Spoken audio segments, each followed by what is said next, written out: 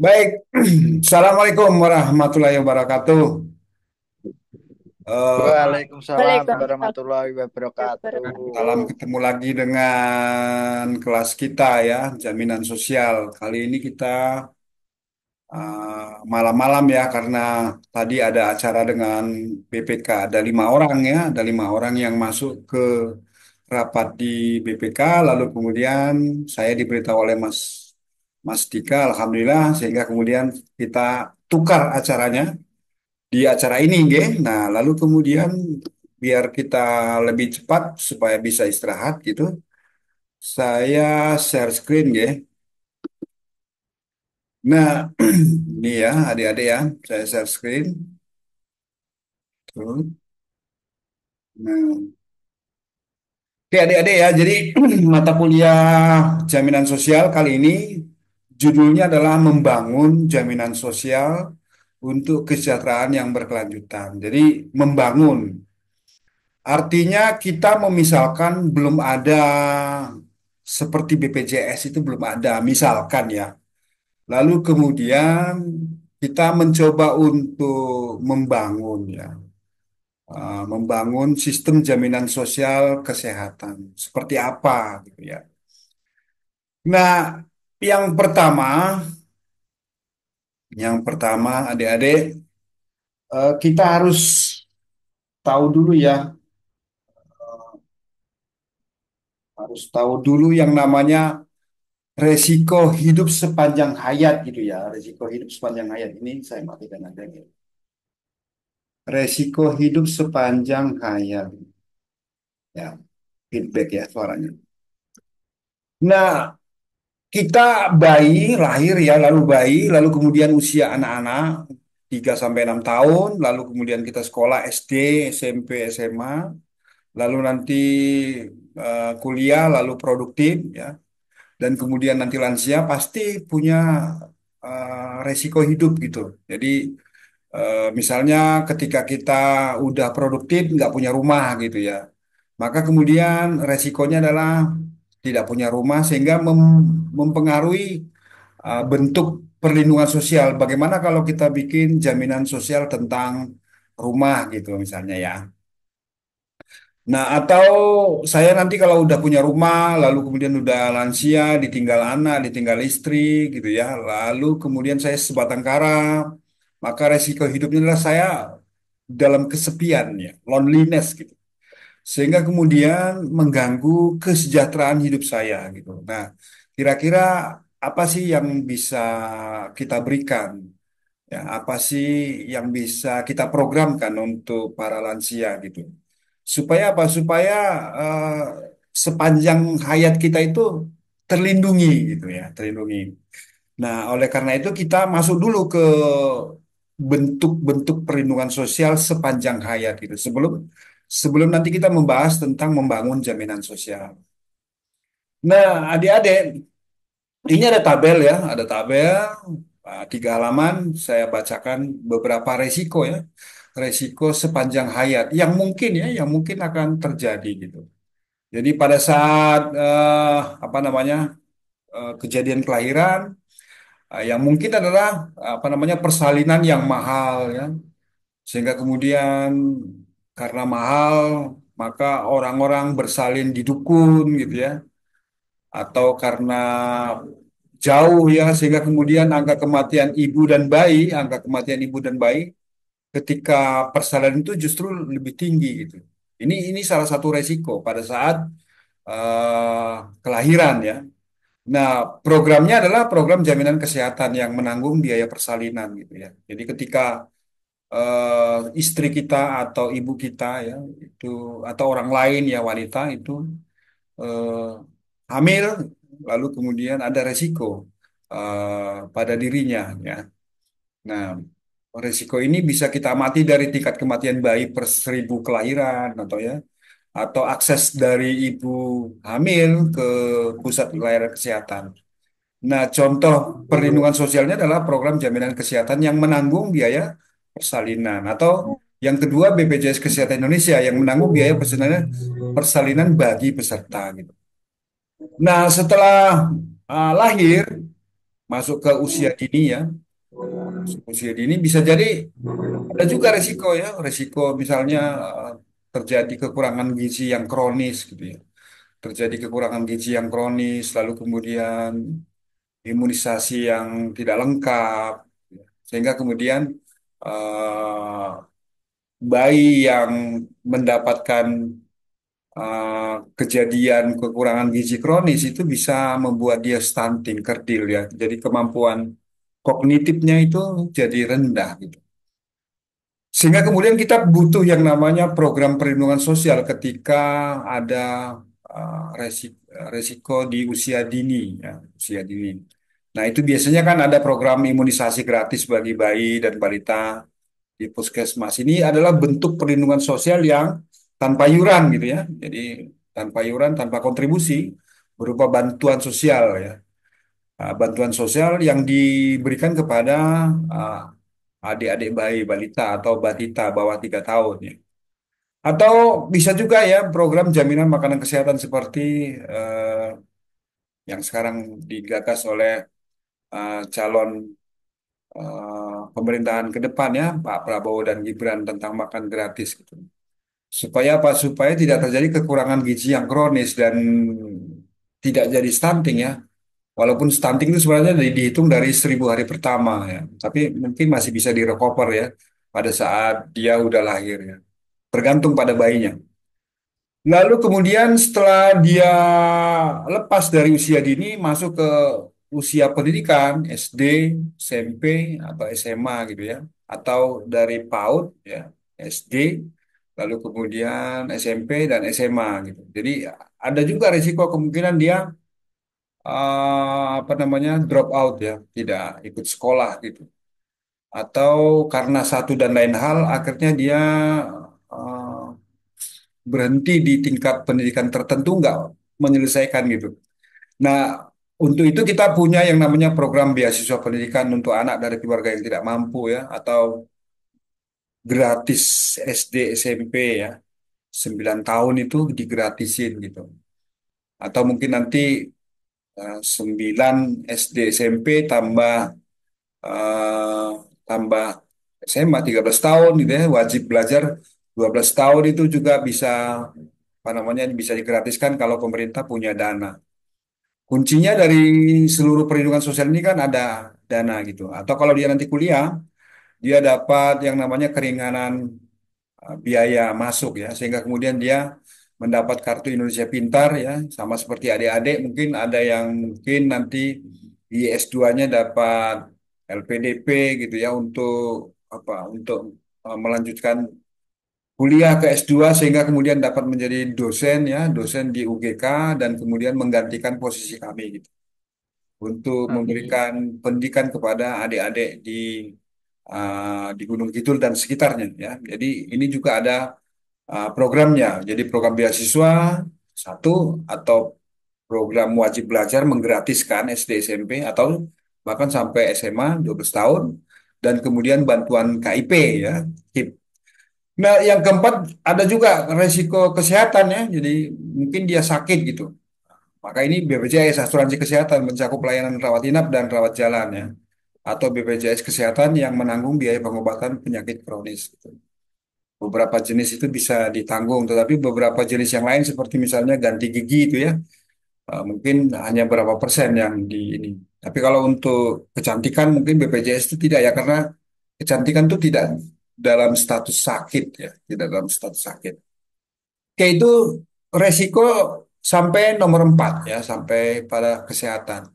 Nah, ada juga kemungkinan saya kerja lalu kemudian apa namanya kecelakaan kerja gitu, kecelakaan kerja sehingga kemudian tangan saya terpotong, cacat ya, cacat itu. Sehingga kemudian kita juga perlu yang namanya eh, program perlindungan ya, perlindungan yang ini biasanya pakai kontribusi, dibayar oleh perusahaan atau dibayar juga oleh orang yang kecelakaan kerja tadi yaitu karyawan ya. Atau bisa juga memang ya program bantuan sosial untuk penyandang disabilitas berat ya. Tapi kalau untuk kecelakaan kerja mungkin jaminan sosial ya, jaminan sosial BPJS Ketenagakerjaan ya. Nah, berikutnya yang keenam Jadi saya tidak kecelakaan kerja, tapi perusahaannya itu katakanlah tutup gitu ya, sehingga kemudian saya nganggur gitu. Nah, ketika saya nganggur, maka kemudian ada jaminan sosial pekerja. Di beberapa negara itu memang menyediakan tunjangan pengangguran, gitu. Artinya, ketika saya bekerja di sebuah perusahaan, lalu perusahaannya itu bangkrut atau tutup gitu ya, lalu kemudian saya jadi nganggur, pemerintah menyediakan semacam tunjangan pengangguran sementara atau berapa bulan supaya saya tidak jatuh miskin gitu. Artinya pemerintah melindungi, ya, melindungi gitu. Nah, kalau misalnya saya tetap kerja sampai usia batas maksimal kerja dan kemudian saya masuk pensiun, ya pensiun ada kemungkinan juga ya. Ketika pensiun tuh saya punya pendapatan yang rendah gitu ya, sehingga kemudian di umur pensiun saya justru miskin gitu. Nah, untuk ini kita juga perlu program perlindungan ya, perlindungan sosial, program pensiun nasional yang memberikan tunjangan bulanan ya sampai umur tertentu, syarat dan ketentuan berlaku, atau BPJS Ketenagakerjaan yang menanggung pensiun bagi pekerja. Jadi ada beberapa pilihannya gitu. Nah, terus kemudian setelah pensiun mungkin saya meninggal gitu ya. Lalu kemudian bagaimana dengan orang yang meninggal gitu ya? Saya meninggal lalu kemudian keluarga saya kehilangan sumber pendapatan gitu ya. Maka negara bisa juga membangun sistem perlindungan sosialnya ya, seperti misalnya asuransi jiwa atau tunjangan kematian untuk ahli waris ya. Contoh misalnya Askesos yang dahulu ya, asuransi kesejahteraan sosial itu di beberapa lokasi gitu ada dari pemerintah, Departemen Sosial memberikan Askesos. Dan manfaatnya itu ada asuransi jiwanya juga, ada beberapa kejadian ketika dia meninggal, ahli warisnya menerima semacam tunjangan ya, tunjangan pendapatan tertentu dalam jumlah tertentu gitu. Nah, kalau untuk yang tenaga kerja ada santunan kematian dari jaminan sosial ya. Jadi sama seperti misalnya saya sama Mas Bambang itu bekerja, lalu perusahaan saya membayar apa namanya BPJS Ketenagakerjaan gitu ya. Lalu kemudian Mas Bambang meninggal. Ketika meninggal dia akan mendapatkan apa namanya manfaat tertentu dari asuransi ketenagakerjaan itu. Nah, itu bisa juga ya, bisa juga untuk membantu supaya keluarganya Mas Bambang itu tidak langsung jatuh miskin, tapi masih bisa bertahan sampai pada waktu tertentu, sampai kemudian mereka bisa lepas dari status rentan mapan, ya keluar dari kemiskinan gitu. Lalu kemudian ada juga resiko jatuh dalam kemiskinan ya, karena tidak mampu bekerja atau sakit. Jadi saya misalnya udah nggak mampu kerja atau sakit gitu ya. Lalu kemudian ada perlindungan sosialnya ya berupa bantuan langsung tunai untuk saya ya kalau saya termasuk kategori miskin ya. Misalnya dapat beras untuk kesejahteraannya Rastra atau program PKH, program Keluarga Harapan memberikan bantuan tunai kepada saya gitu. Supaya saya tidak miskin gitu. Artinya jumlah orang miskinnya berkurang. Kalau jumlah orang miskinnya berkurang berarti secara keseluruhan masyarakat kita lebih sejahtera gitu. Lalu kemudian ada juga resiko bencana alam dan bencana sosial ya. Jadi bencana alam misalnya ada gempa, ada longsor gitu ya. Lalu kemudian bencana sosial itu ada kerusuhan ya. Sehingga kemudian butuh perlindungan ya. Jadi keluarga bencana sosial, bencana alam itu tidak dibiarin tapi dibantu oleh pemerintah berupa program rehabilitasi dan rekonstruksi ya. Atau program-program penanganan darurat bencana gitu. Jadi ini adalah perlindungan sosial sepanjang hayat. Ya, perlindungan sosial sepanjang hayat, teman-teman ya. Dan kemudian perlindungan sosial ini adalah salah satu pokok materi eh, keahlian dari teman-teman prodi pembangunan sosial. Jadi bagaimana membangun sebuah sistem perlindungan sosial yang kalau boleh itu jangan sebagai beban, tapi justru semacam apa ya, semacam investasi ya, investasi tidak memberatkan sistem, tidak memberatkan perekonomian, tapi mampu tumbuh gitu, mampu berkembang ya. Makanya disebut sebagai pembangunan ekonomi itu diintegrasikan dengan pembangunan sosial ya, sehingga keduanya itu saling melengkapi. Tidak saling bertentangan ya, tidak saling bertentangan, tapi justru saling melengkapi. Pembangunan sosial itu diintegrasikan dengan pembangunan ekonomi dan pembangunan sosial lainnya, ya, Sosbud, Ipolexos, Budhankam, sehingga kemudian secara keseluruhan sistem sosial itu semakin lama semakin baik. Artinya perubahan sosial yang kita alami itu adalah perubahan sosial yang by design, yang melalui proses perencanaan dan kemudian semakin hari semakin baik, ya, semakin hari semakin baik. Nah, lalu kemudian kita masuk ke sistem jaminan sosial. Nah, ini kalau kita mau membangun sistem jaminan sosial ya, misalnya sistem jaminan sosial pengadaan rumah layak huni gitu.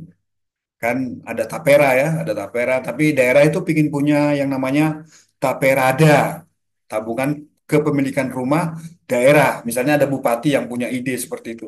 Nah, prinsip-prinsip ini bisa dipakai ya, karena ini adalah prinsip-prinsip penting ya dari sebuah sistem jaminan sosial. Jadi ada 9. Yang pertama adalah kalau boleh gotong royongan ya, gotong royong ya. Lalu kemudian nirlaba. Nirlaba bukan maksudnya nggak boleh punya laba. Boleh punya laba tapi laba itu dimanfaatkan untuk pengembangan program. Pengembangan program dan kemudian kepentingan peserta ya. Lalu kemudian manajemennya ya, manajemennya menggunakan prinsip-prinsip manajemen yang berlaku umum, keterbukaan, kehati-hatian, akuntabilitas, efisiensi, efektivitas gitu ya.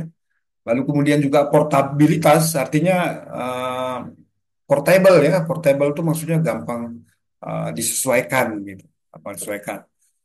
Lalu kemudian kepesertaannya bersifat wajib supaya banyak orang yang ikut. Kalau banyak orang yang ikut, maka kemudian biaya per kepalanya bisa menjadi kecil gitu. Lalu kemudian dananya itu amanat, dana itu dana yang diberikan oleh pemerintah itu maksudnya harus kalau boleh itu jadi abadi, amanat, berkembang. Dananya itu tidak habis gitu ya. Selalu ada demi kepentingan apa? Kemaslahatan umat ya. Kemaslahatan para peserta kayak gitu ya. Lalu kemudian hasilnya dikelola, ya hasil pengelolaan dana itu dikembalikan ke sistem, ya dikembalikan ke sistem. Jadi sama seperti kalau misalnya kelas kita ini punya arisan deh ya, punya arisan katakanlah 100 ribuan gitu ya. Dananya itu tidak semuanya habis ke ini, tidak semuanya habis diberikan sebagai dana arisan yang diberikan kepada Mas Daniel enggak, tapi ada sebagian yang mungkin diambil, dikembangkan lebih lanjut untuk memperkaya lembaga, ya, memperkaya tanda kutip ya, memperkaya lembaga demi kemaslahatan para anggotanya ya. Jadi hasil kelola dana itu semakin semakin dimanfaatkan untuk kepentingan kepentingan anggotanya. Lalu kemudian bersifat asuransi sosial artinya kontribusi ya, ada kontribusi supaya meminimalisir dampak negatif ya. Jadi kemarin kita cerita bahwa kalau kalau misalnya saya selalu dibantu gitu ya, maka ada kemungkinan saya jadi tergantung. Ada kemungkinan saya jadi tergantung, nggak mau kerja gitu, punya dampak negatif ya, karena saya mengharapkan bantuan gitu. Nah, lalu kemudian supaya tidak berdampak negatif, maka kemudian saya harus kontribusi gitu, kontribusi. Nah, lalu kemudian kalau saya tidak kasih kontribusi, kadang-kadang saya juga dapat stigma. Itu loh orang yang anu ya, orang yang lemah gitu ya.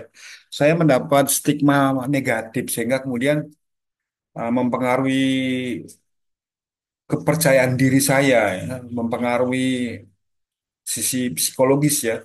Sehingga kemudian nanti saya tidak bisa hidup bermasyarakat secara normal. Kalau saya diberi stempel yang jelek ya, akibat dari menerima bantuan itu. Lalu yang terakhir itu tentang keadilan ya. Jadi ada 9 prinsip ya. Itu dalam rangka apa? Dalam rangka untuk mencapai tujuannya ya. Pertama adalah menjamin kesejahteraan sosial bagi seluruh rakyat. Kalau misalnya kita sekitar 12 orang untuk menjamin kesejahteraan kita semua ke 12 orang itu. Atau yang kedua juga bisa untuk menciptakan keadilan sosial ya, menciptakan keadilan sosial. Jadi semua warga negara memiliki akses yang sama terhadap layanan jaminan sosial.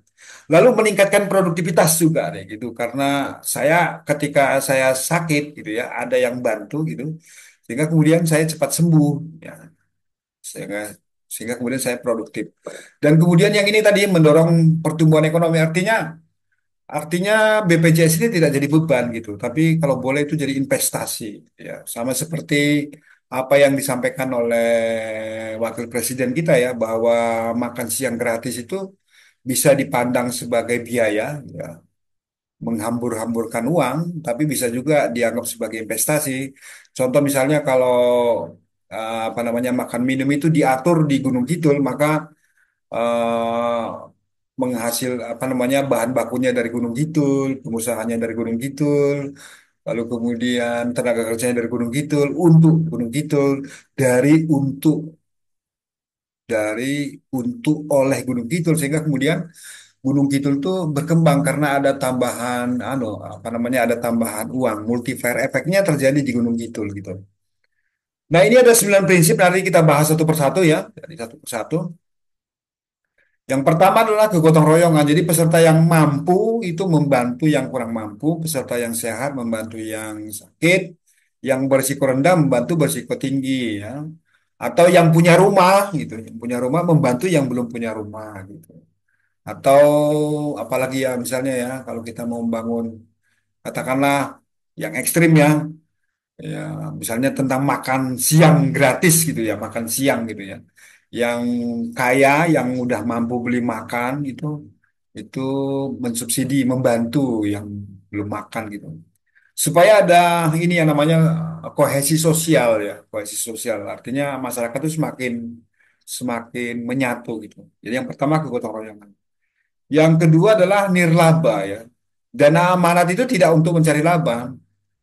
Nah, sebenarnya pernyataan ini agak ini ya, boleh sih mencari laba ya, boleh mencari laba, harus prudensial, kehati-hatian, dan harus dipergunakan ya, dipergunakan untuk kepentingan peserta. Jadi hasil pengembangan dan surplus anggaran digunakan untuk peserta. Jadi kalau tanda kutip ada laba gitu ya, itu dimanfaatkan untuk kepentingan program, untuk kepentingan peserta gitu. Lalu yang nomor tiga, ini prinsip-prinsip manajemen yang umum ya, berlaku umum gitu. Jadi keterbukaan, transparansi maksudnya ya, kehati-hatian, prudensial ya, serba apa namanya nggak boleh sembrono gitu ya. Lalu kemudian pertanggungjawaban, efisiensi dan efektivitas. Jadi prinsip ini harus diterapkan baik untuk BPJS maupun jaminan sosial yang mau kita bentuk, misalnya mau bikin perumahan gitu. Mau membuat perumahan gratis gitu ya, semacam Taperada, tabungan perumahan daerah gitu. Maka lembaga itu harus dikelola dengan prinsip-prinsip manajemen yang berlaku umum gitu. Lalu kemudian kalau yang ini ya portabilitas jaminan sosial tetap berlaku meskipun peserta berpindah pekerjaan atau tempat tinggal. Jadi kalau misalnya saya anggota BPJS ya, lalu kemudian pindah lokasi. Jadi dari apa namanya dari Bantul pindah ke Papua gitu ya. Saya tetap di cover gitu, bisa dilayani gitu karena apa namanya bersifat portabilitas gitu. Nah, nanti kita lihat kayak apa ya rumah ya. Nah, terus kemudian kepesertaan wajib. Jadi kalau boleh itu ya, seluruh rakyat tuh dilibatkan, wajib menjadi peserta. Supaya apa? Supaya semuanya ya mendapat keadilan, semuanya dapat dilayani gitu ya, semuanya saling bantu membantu. Ya, nah, nanti penerapannya disesuaikan dengan kemampuan ekonomi rakyat dan pemerintah ya. Jadi apakah semuanya atau yang berikutnya dimulai dulu dari sektor formal dulu, jadi dari pekerja-pekerja perusahaan-perusahaan yang memang sudah formal ya, pegawai bank, lalu kemudian perusahaan-perusahaan yang sudah terdaftar gitu ya. Itu dulu yang punya BPJS Ketenagakerjaan, lalu kemudian nanti diikuti warung-warung makan kecil ya, warung makan kecil ya dapat bergabung secara sukarela. Supaya apa? Supaya yang formal ikut, yang informal juga ikut gitu. Sehingga semua semua uh, mendapat jaminan ya, mendapat jaminan sosial dari pemerintah. Lalu yang nomor 6, dananya amanah ya. Dana dari iuran peserta dikelola untuk kesejahteraan peserta. Dana dari iuran peserta atau dari subsidi pemerintah itu untuk kesejahteraan peserta, dana amanah. Dan hasil pengelolaan dana digunakan untuk pengembangan program dan kepentingan peserta. Lalu yang nomor 7 bersifat asuransi sosial, artinya dana dikumpulkan melalui iuran peserta. Lalu resiko kesehatan dibagi di antara semua peserta. menekankan solidaritas sosial di mana yang sehat tuh membantu yang sakit, yang mampu membantu yang kurang mampu gitu lah. Lalu kemudian ada keadilan ekuitas ya, semua peserta memiliki akses yang sama terhadap layanan kesehatan. Lalu iuran disesuaikan dengan kemampuan ekonomi peserta, layanan kesehatan tersedia secara merata di seluruh wilayah. Nah, ini adalah sembilan ya, sembilan prinsip tadi ya, sembilan prinsip sistem jaminan sosial dijabarkan satu persatu ya. Nah, adik-adik bisa nanti mempelajari sendiri dan kemudian nanti bisa juga ya menjadikan sembilan prinsip ini dalam mengembangkan model jaminan sosial lainnya. Ya, jaminan sosial lainnya. Nah, contoh misalnya ini ya, seperti penyediaan rumah sederhana layak huni gitu. Jadi adik-adik gini ya, jadi dinas permukiman ya, dinas permukiman tuh diberi tanggung jawab untuk memastikan bahwa rumah tangga terutama rumah tangga miskin itu ya dapat tinggal di rumah layak huni gitu loh. Sementara di kota-kota besar, daerah-daerah perkumuhan itu kan rumah-rumahnya belum pada layak huni ya atau dulu layak huni sekarang karena urban banget ya kumuh gitu. Maka kemudian itu harus diperbaiki. Nah, pertanyaannya adalah dari mana dananya itu gitu? Dari mana dananya? Apakah pemerintah membiarkan karena nggak ada dana atau memang pemerintah mencari dana dari sumber lain ya untuk membantu apa namanya membantu revitalisasi atau rehabilitasi kawasan permukiman yang kumuh tadi menjadi layak huni gitu ya. Atau mungkin pemerintah mencari sumber dana lainnya ya, pinjaman kah atau sumber lain misalnya dengan melibatkan pemilik rumah ya untuk apa?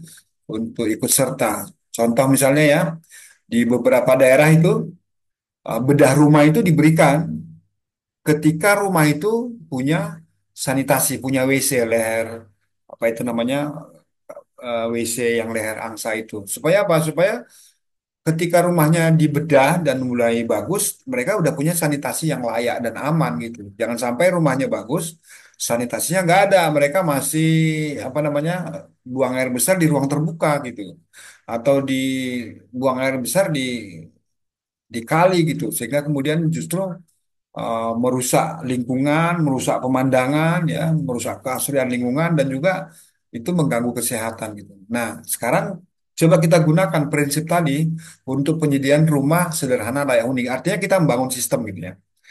Nah, setelah kita cek ya ke gotong royongan tuh bisa yang punya rumah itu membantu yang belum punya rumah, ya. Lalu laba uang iurannya itu dikelola gitu ya. Lalu kemudian menggunakan prinsip-prinsip manajemen apa namanya manajemen yang berlaku umum.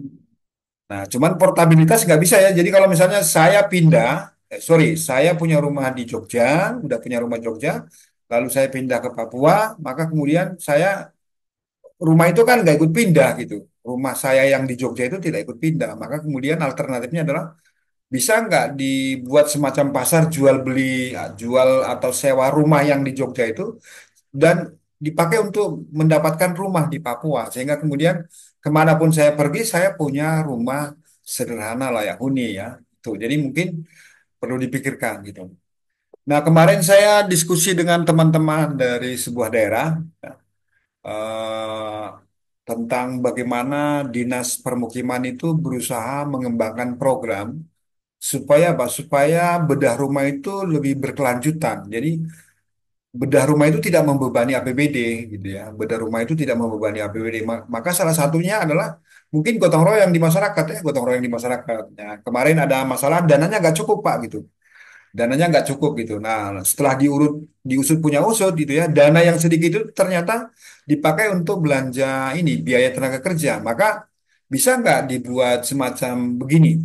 Jadi rumahnya itu sederhana, lalu uang yang tersedia untuk membangun rumah itu semuanya untuk bangunan material, ya. Lalu kemudian tenaga kerja itu harus dari orang itu dan kemudian tetangganya bergantian ya, tetangganya atau dia atau saudaranya bergantian bekerja gotong royong ya. Jadi tidak membebani anggaran yang sedikit tadi. Jadi tidak ada belanja ininya, tidak ada belanja tukangnya ya, tidak ada honor tukangnya. Nah, cuman itu kan masih ide ya, masih ide bagaimana caranya supaya dana yang sedikit untuk membangun rumah itu bisa dioptimalkan supaya masyarakat tuh punya rumah sederhana lah ya, huni itulah gitu. Nah, yang berikutnya asuransi sosial tidak dapat diterapkannya karena apa? Karena kalau saya udah punya rumah, kalau saya udah punya rumah, maka kemudian rumah itu cenderung selamanya ada pada saya kecuali saya jual gitu.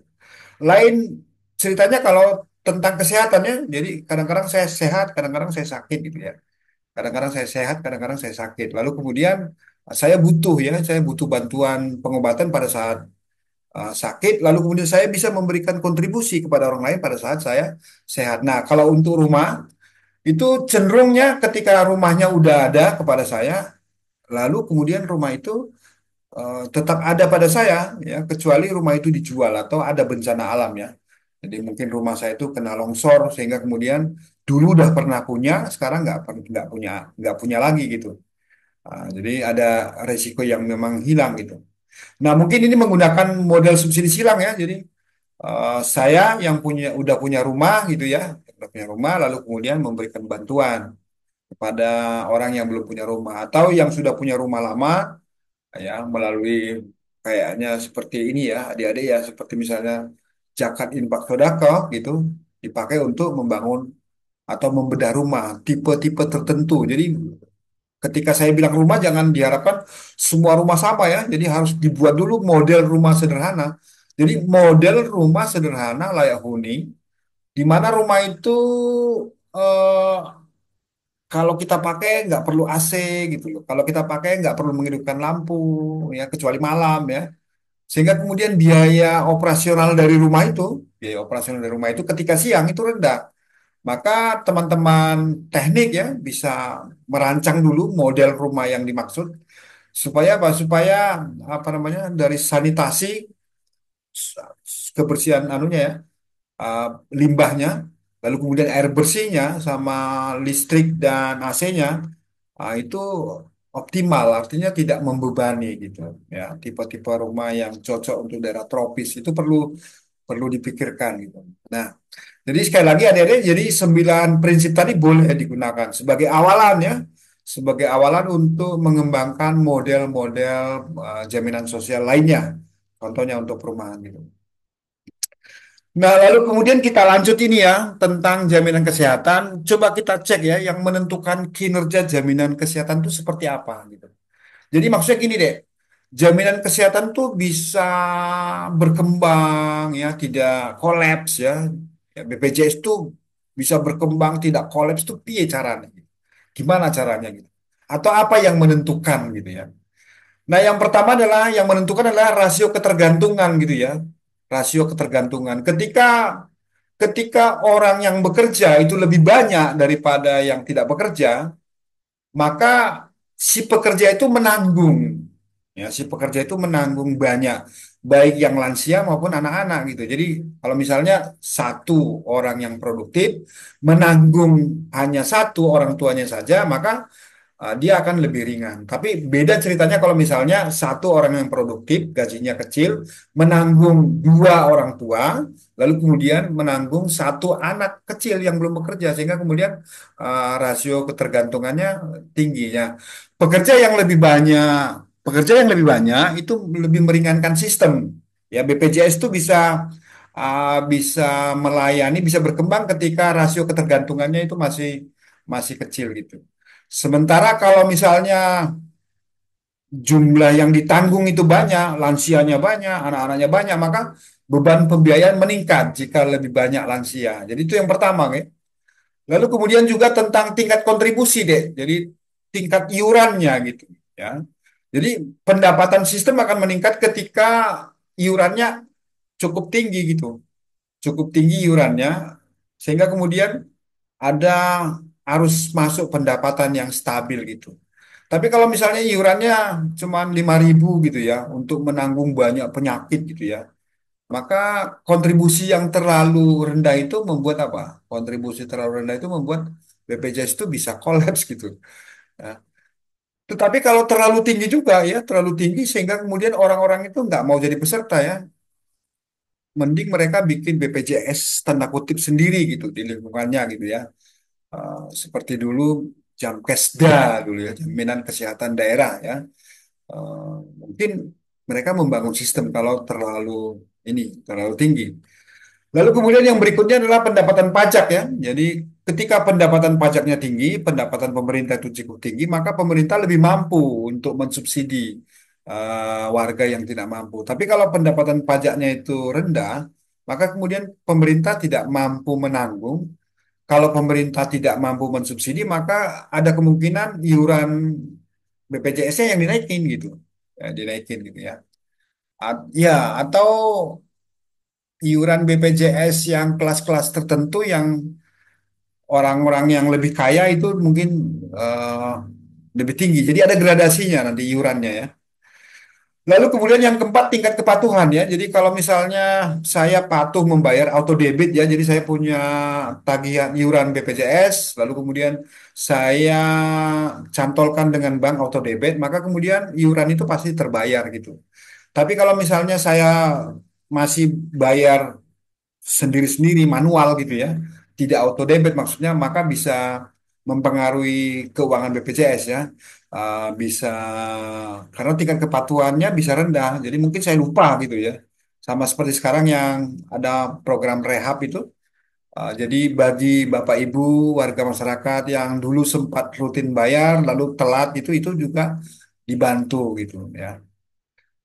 Nah, dana BPJS akan defisit jika banyak peserta tidak bayar iuran. Deh. Jadi kalau tidak bayar iuran, maka kemudian BPJS itu tidak punya uang, sehingga kemudian rumah sakit itu tidak mau lagi apa namanya melayani pasien BPJS, ya sehingga kemudian masyarakat itu tidak terlindungi ya, tidak terlindungi.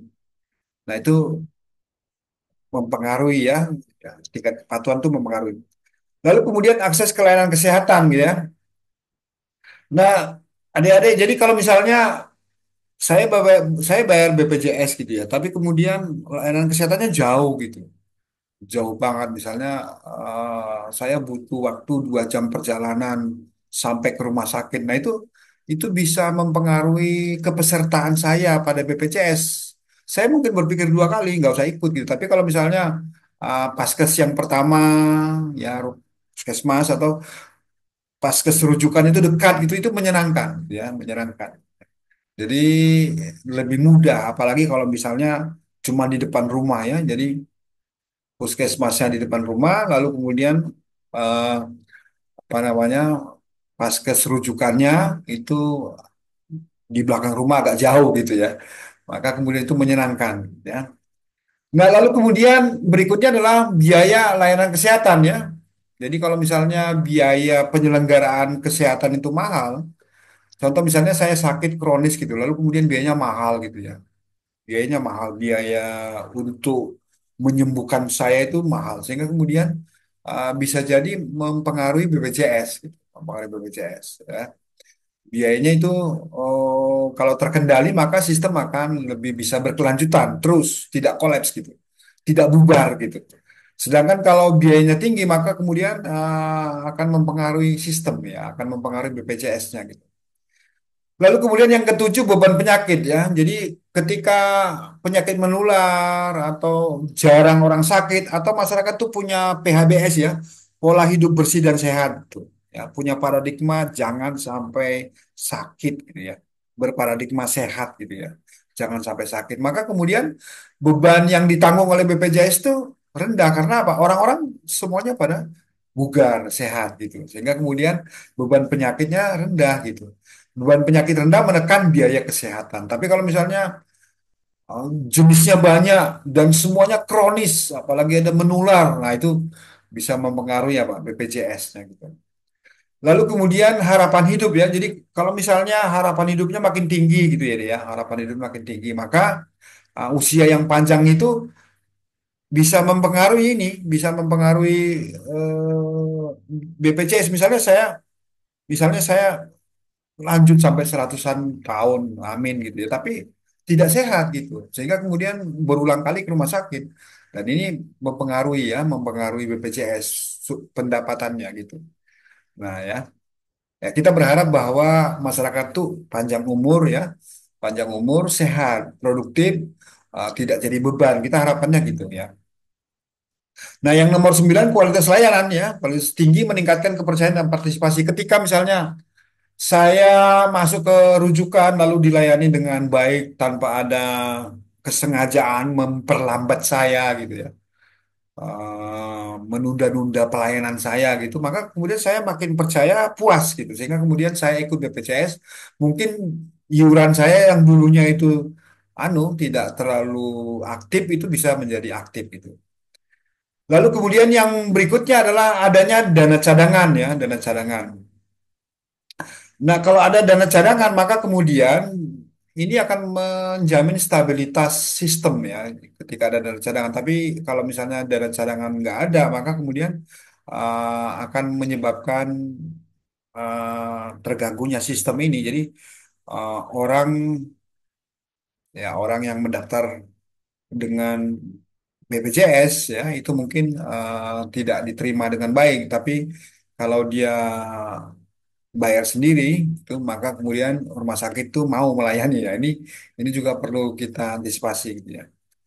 Lalu kemudian kalau pertumbuhan ekonomi, jadi pertumbuhan ekonomi juga mempengaruhi. Jadi ketika ekonomi tumbuh, pendapatan pemerintah naik, orang-orang semuanya pada kerja ya, lalu kemudian ekonomi dinamis gitu, maka kemudian kemampuan bayar BPJS akan lebih positif, sehingga supaya BPJS ini berkembang maka ekonomi memang diusahakan harus tumbuh ya, harus tumbuh supaya penerimaan pajaknya meningkat ya, supaya masyarakat juga tetap bekerja ya, tidak nganggur gitu ya, supaya mampu bayar gitu.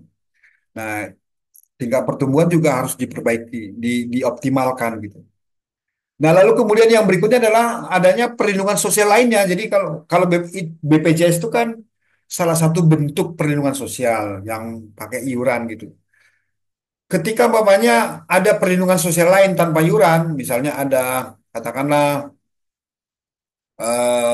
bantuan-bantuan bantuan-bantuan pemerintah kepada puskesmas gitu ya, atau bantuan-bantuan pemerintah kepada kawasan-kawasan yang berpotensi penyakit menular itu ada, maka kemudian BPJS itu akan terbantu gitu.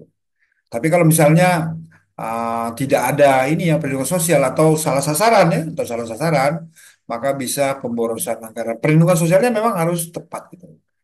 Lalu kemudian teknologi dan infrastruktur. Nah, ini jelas ya. Jadi kalau misalnya saya itu kalau BPJS bisa pakai mobile JKN ya, sehingga kemudian saya tidak perlu direpotkan ya dengan apa wirawiri rumah sakit bisa online gitu ya.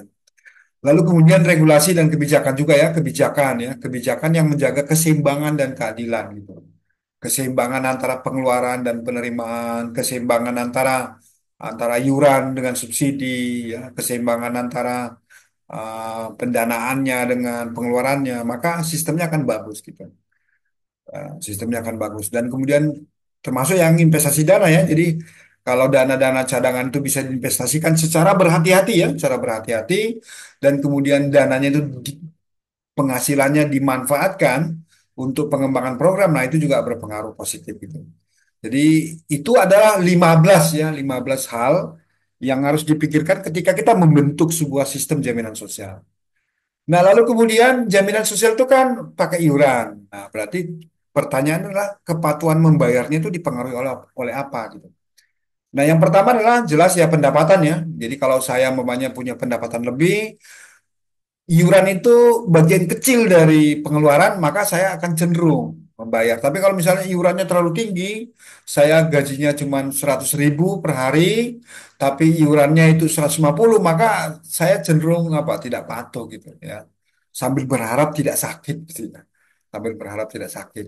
Ya, itu pendapatan mempengaruhi. Lalu kemudian yang kedua adalah pengetahuan. Sepanjang saya tahu bahwa itu demi kemaslahatan umat, demi saling tolong menolong, yang mampu membantu yang kurang mampu, yang sehat membantu yang sakit, maka pengetahuannya akan membuat dia itu patuh membayar.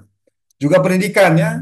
Lalu yang keempat motivasi, baik internal maupun eksternal. Motivasi internal maksudnya dorongan dari diri kita deh, dari diri kita. Misalnya saya udah ikut BPJS, lalu kemudian saya merasa berdosa kalau nggak bayar gitu ya. Udah pernah menikmati layanannya, lalu kemudian saya nggak bayar itu motivasi internal atau mungkin motivasi eksternal ya. Artinya ada orang yang mengingatkan saya gitu, ada orang yang mengingatkan, lalu kemudian saya rajin membayar. Itu namanya motivasi eksternal atau sumber eksternal lah ya. Lalu kemudian yang kelima, persepsi terhadap layanan. Kalau saya punya pandangan persepsi bahwa BPJS itu prima, bagus, keren, maka saya cenderung akan patuh membayar. Lalu kemudian stabilitas pekerjaan ya, stabilitas pekerjaan. Jadi ketika pekerjaannya stabil, pendapatan saya cukup, dan kemudian rutin saya terima, maka saya lebih patuh membayar. Lalu kemudian jumlah anggota keluarga juga ya, kalau beban saya, beban ketergantungannya itu di rumah saya itu kecil gitu ya, saatnya saya menanggung satu, ya satu, lalu kemudian, sorry, saya satu orang kerja, lalu menanggung istri, lalu kemudian dua anak, tidak yang lain-lain, maka kemudian jumlah anggota keluarga saya hanya dua, maka saya cenderung patuh membayar. Lalu nomor 8, akses ke tempat pembayaran. Jadi kalau ke tempat tempat pembayarannya jauh gitu ya, jauh maka kemungkinan cenderung lupa gitu lah sesok ya, tarso tarso akhirnya lali gitu ya. Lalu kemudian yang sembilan, kebijakan pemerintah subsidi atau insentif gitu ya. Jadi kalau misalnya ada orang yang rajin bayar mungkin nanti tidak pernah dapat hadiah atau apa gitu ya, dapat foto ditaruh di perempatan ini peserta BPJS terbaik gitu ya misalnya ya. Ikut dipiralkan ya supaya nanti jadi anggota dewan tuh gampang gitu misalnya gitu ya, ada insentif ditaruh fotonya di perempatan gitu ya, maka itu juga bisa membantu ya, jadi insentif disinsentif ya. Lalu kemudian ada tidaknya sosialisasi, lalu kondisi ekonomi makro. Jadi kalau ekonomi semuanya serba maju gitu ya, serba berkembang dinamis gitu, serba enak, tidak ada pengangguran gitu, maka kemudian kita juga cenderung akan patuh. Nah, lalu kemudian ketersediaan layanan kesehatan. Jadi saya ikut BPJS, lalu paskesnya ada di dekat-dekat saya gitu. Maka saya cenderung bayar karena paskesnya ada di dekat, fasilitas kesehatannya ada di sekitar saya gitu. Tapi kalau misalnya saya anggota BPJS, saya ikut BPJS, tapi saya di pedalaman gitu, nggak ada apa namanya, nggak ada fasilitas kesehatan, maka saya cenderung tidak membayar. Tapi itu cenderung ya. Kita harapkan orang-orang akan mengerti kalau memang itu kecil bisa dibayar gitu ya. Maksudnya kalau iurannya kecil dan pendapatannya besar itu bisa dibayar. Atau kemudian yang ke-13, pengalaman pribadi, lalu kemudian juga dukungan sosial, baik dukungan finansial maupun dukungan non finansial, dorongan gitu. Ya karo guyon-guyon neng anu ya pos rodaan gitu ya. Bayar dong BPJS-nya, itu kan untuk kita bersama gitu ya. Jadi dukungan-dukungan sosial ya, non finansial ya, dukungan-dukungan semangat tuh bisa juga membuat kita makin membayar.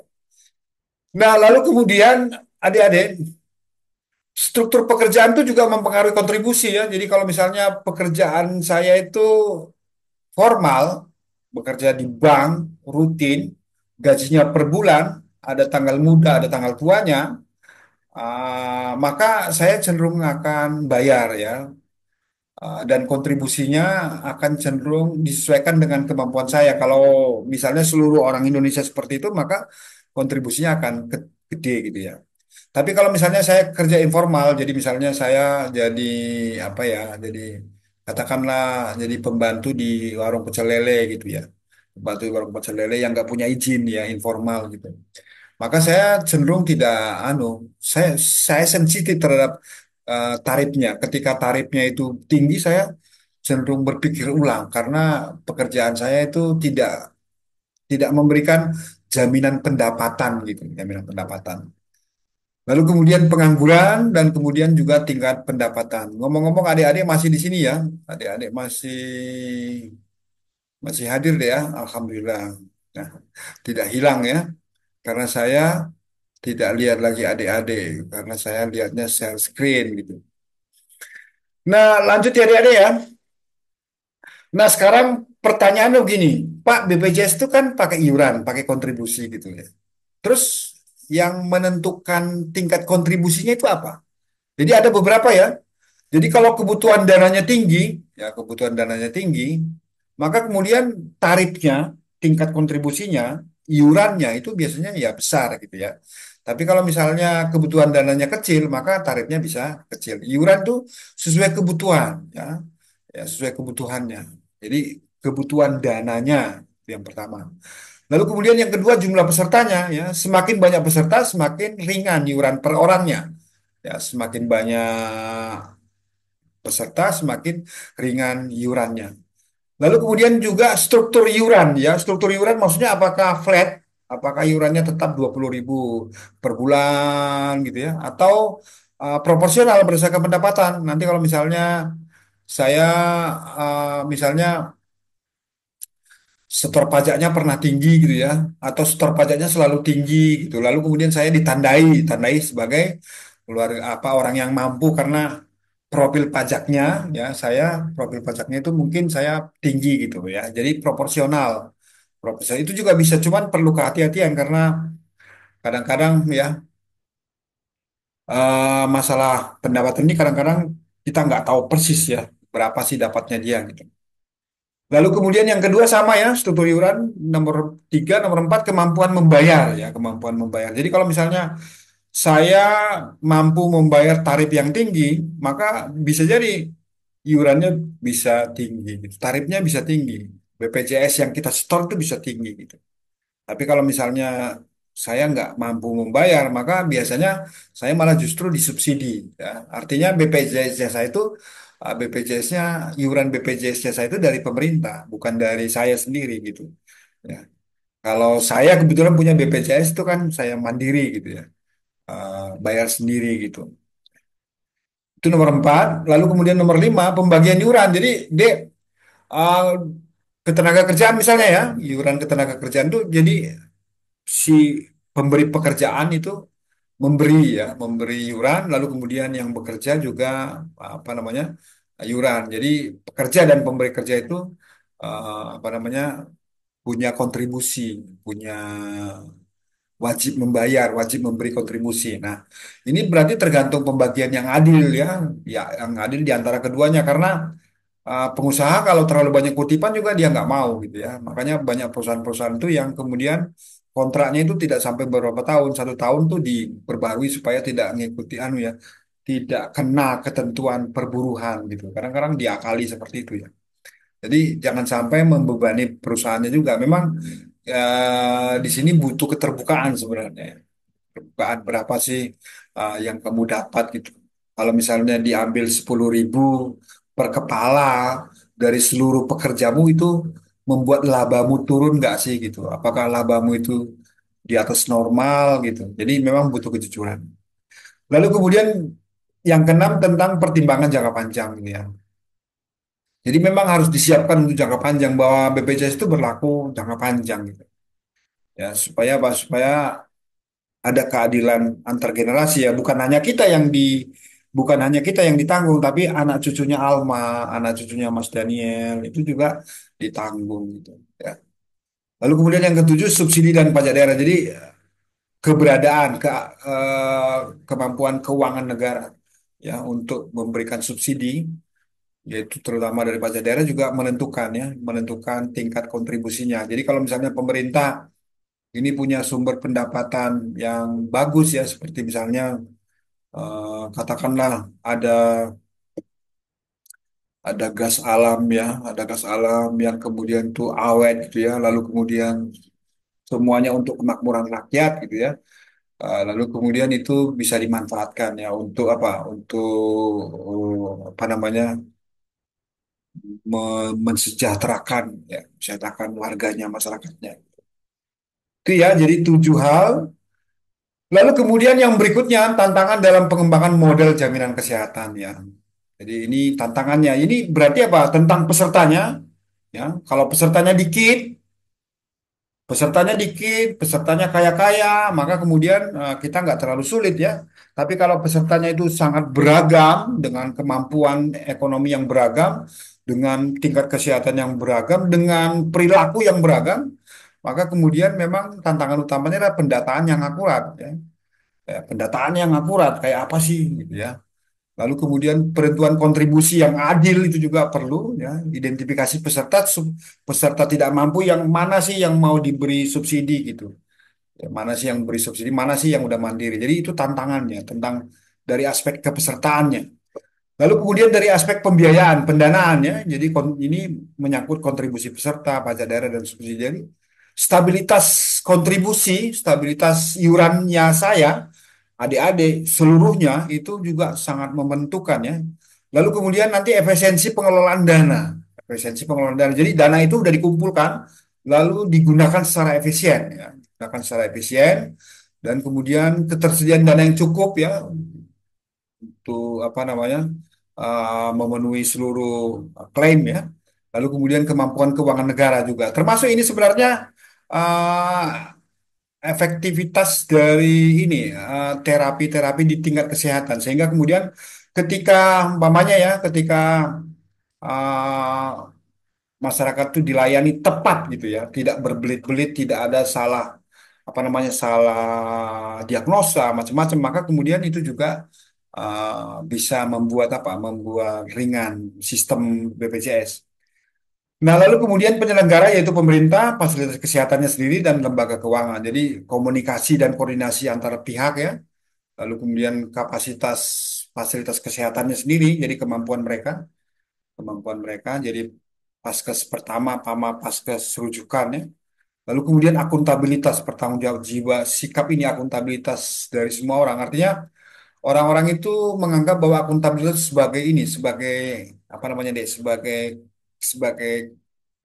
bukan sebagai beban ya, tapi sebagai kewajiban gitu. Ketika mereka dimintai pertanggungjawaban, mereka senang hati. Gitu, ya, itu sangat bagus ya. Akuntabilitas semua pihak. Lalu juga manfaat ya, cakupan layanan kesehatan yang komprehensif ya. Apakah saya hanya mendapatkan A atau A, B, C, D gitu. Atau apakah semuanya dapat gitu pesertaannya. Dan juga menyangkut kualitas layanan yang baik, aksesibilitas yang mudah. Artinya saya kalau bayar BPJS itu kalau sakit tuh mudah gitu. Paskes pertama dekat, paskes rujukannya juga dekat.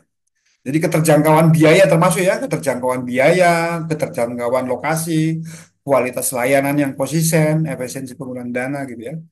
Lalu kemudian mekanisme proses pendaftaran yang cepat, klaim yang cepat ya, monitoring dan evaluasi. Dan kemudian penggunaan teknologi informasi, ya ini tantangannya. Jadi adik-adik ya, jadi kalau misalnya dirimu nanti bikin skripsi tentang evaluasi kebijakan ya, evaluasi kebijakan tentang model BPJS ini beberapa variabel yang bisa kita telusuri ya. Kita telusuri untuk mendapatkan gambaran yang mendalam tentang kinerja jaminan kesehatan di daerah. Nah, Alhamdulillah selesai adik-adik itu mungkin materi kita adik-adik tentang bagaimana membangun sistem. Bagaimana membangun sistem. Ada pertanyaan nggak adik-adik? Ada pertanyaan nggak? Ini Alhamdulillah Mas Walinya udah ikut ya, udah ikut. Yang lain-lain juga sudah ikut. Alhamdulillah. Tadi belum masuk soalnya ya. Nah, oke. Nah, ada pertanyaan nggak adik-adik? Kalau nggak ada pertanyaan, ini karena udah malam ya, 21:09 ya. Mungkin kita bisa apa, buat kesimpulan uh, untuk ke depannya ya, ke depannya. Saya tunggu dulu. Biasanya yang banyak ngomong nih Mas Daniel ya. Ada pertanyaan kah Mas Daniel? Udah ada ya. Cukup, Pak. Cukup nggih. Jadi Ji, Alhamdulillah berarti tidak ada pertanyaan. Mungkin ada juga pertanyaan mungkin ya Mas Daniel, tapi mungkin bisa dipelajari makin ke dalam ya Mas Daniel ya. Nah, baik Bapak adik-adik ya. Saya panggilnya Bapak Ibu Kulino Mulang daerah. Kita tarik beberapa kesimpulan, geng. Jadi kalau kita ingin kalau kita ingin membangun sistem yang baru, ya, bangun sistem yang baru, kita bisa mempertimbangkan hal-hal yang baru saya sampaikan tadi, baik tentang variabel-variabel yang menentukan maupun prinsip-prinsipnya ya.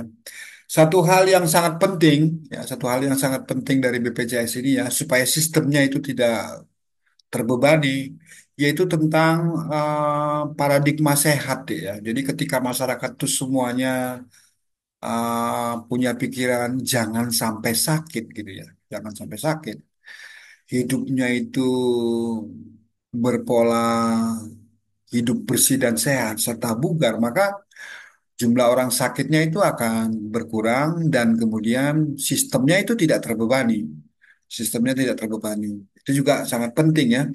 Apalagi kalau misalnya itu dibantu dengan ini ya, istilahnya pengendalian penyakit menular ya, pengendalian penyakit menular dan kemudian juga yang ini deh, jadi daerah-daerah yang rawan penyakit ya, daerah rawan penyakit itu bisa di di dibersihkan, dibasmi ya. Maka kemudian jumlah jenis ya, penyakit itu akan berkurang sehingga kemudian tidak membebani sistem yang mau kita bangun gitu. Itu yang kedua ya. Lalu yang ketiga tadi saya cerita tentang perumahan ya. Jadi ini juga tantangan ya bagaimana pemerintah daerah, terutama pemerintah daerah ya, bagaimana pemerintah daerah itu bisa memberikan apa? Memberikan rumah sederhana layak huni kepada masyarakat yang memang tidak dalam tidak punya kemampuan ya dalam keadaan miskin sehingga kemudian memang kita perlu memikirkan bagaimana modelnya gitu. Apakah kita belajar dari apa namanya belajar dari BPJS Kesehatan ya, ada iurannya. Kalau ada iurannya berapa tarifnya? Lalu model rumahnya ya, model rumahnya yang betul-betul sederhana dan layak huni itu seperti apa? Itu perlu dipikirkan supaya apa? Supaya program itu bisa berkelanjutan gitu. Itu beberapa catatan. Saya kira gitu adik-adik mungkin kita eh, akhiri mungkin ya. Ada yang Mas Daniel, dirimu, Mas Waluyo, ketua kelas. Ini jauh-jauh dari semua perangkat ini penyakit anu ya, ini penyakit Zoom ini ya. Saya ditinggal ngomong sendirian ya. Saya ditinggal ngomong sendirian, lalu kemudian yang hadir hanya dosennya gitu. Dan Ya, boten nggih? Mas Leon kok nggak pernah disebut, Pak? boten. Nggih, nggak ada nggih, udah memang udah anu ya, apa namanya? Udah eh, apa namanya dek menyimak ya. Menyimak.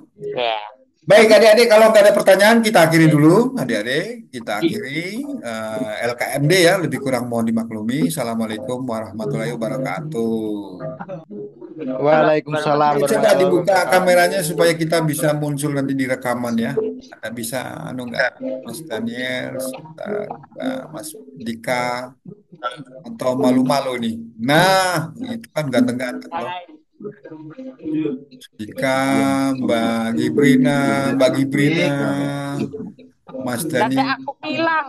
ya, Mas Andi, Oh, Mbak Alma, alah. ya, Alhamdulillah, Wapi, Mbak Wapi ya, Mas Waluyo nangin di. Ya, Masya Allah, Ustazah Wafiatun Ni'mah. Nggih, sampun nggih. Kita tutup. Assalamualaikum warahmatullahi wabarakatuh. Waalaikumsalam Waalaikumsalam warahmatullahi warahmatullahi wabarakatuh. Matur nuwun, saya Iya. stop nggih. Silahkan Dian ngintip. keluar, nggih.